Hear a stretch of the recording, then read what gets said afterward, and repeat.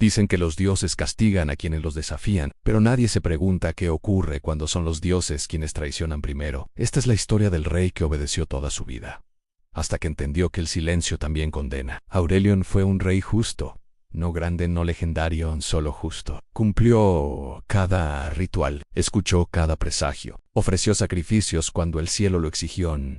Y aún así, el reino comenzó a quebrarse.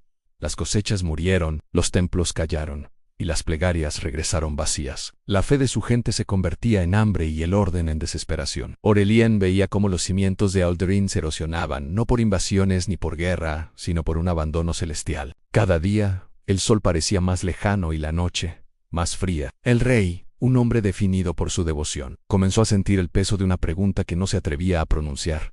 ¿De qué sirve la fe si no hay nadie al otro lado escuchando? La primera señal fue el silencio. Los dioses, que antes hablaban a través de oráculos y presagios, dejaron de responder. Sus voces se extinguieron, dejando solo un eco en los pasillos vacíos de los templos.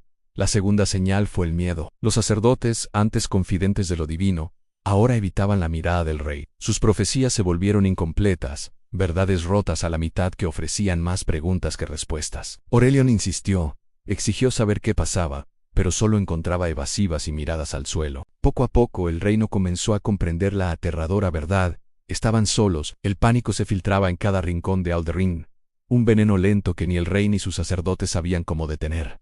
Esa noche, el rey no durmió. Mientras su reino se hundía en la incertidumbre, él subió solo al templo Mayo Ere. No llevaba guardias, no llevaba su corona, solo el peso de un reino en sus hombros. Se arrodilló sobre la fría piedra, en el mismo lugar donde lo había hecho toda su vida, y esperó. El silencio fue su única respuesta. Entonces Aurelion habló, pero su voz no suplicaba. No imploraba su voz por primera vez, preguntaba. Preguntaba por qué su reino debía pagar el precio de promesas rotas. ¿Por qué la devoción incondicional era recompensada con el abandono? No ir a un rezo era una acusación. Si los dioses han decidido callar, entonces yo hablaré. Ese fue el momento. El instante en que un rey justo se convirtió en algo más. No hubo relámpagos cruzando el cielo. No hubo voces retumbando desde los cielos.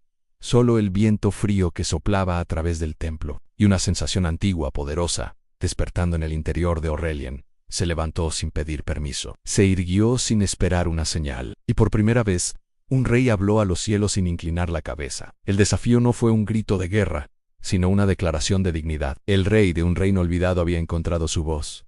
El cielo se oscureció no como una tormenta, sino como un juicio. Una oscuridad antinatural se tragó las estrellas y la luna. Las estatuas de los dioses en el templo sangraron piedra negra. Las paredes de mármol crujieron como si estuvieran a punto de colapsar. Los dioses no negaron su culpa. No ofrecieron una excusa, simplemente le recordaron a aquel rey mortal quién tenía el verdadero poder. El reino de Alduin fue marcado para su destrucción, no por un pecado, sino por la audacia de un hombre que se atrevió a pedir cuentas. La respuesta divina no fue un diálogo, fue una sentencia.